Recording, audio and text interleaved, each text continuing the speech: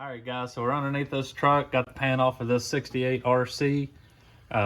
Your number one solenoid is in the back of the transmission on the driver's side. All right, guys, so now we're going to remove this solenoid. I want to show you how to unplug it. It's got a little clip on the side here that you push in and you pull out.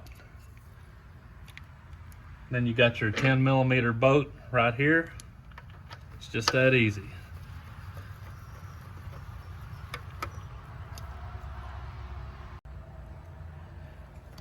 And then you slide your solenoid out.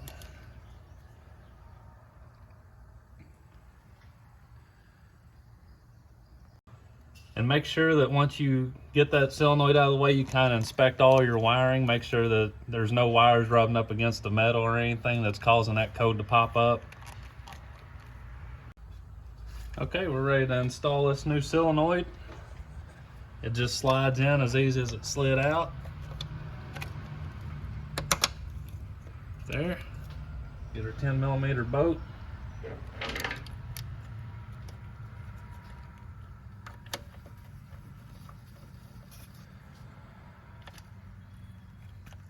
And just pop the clip in.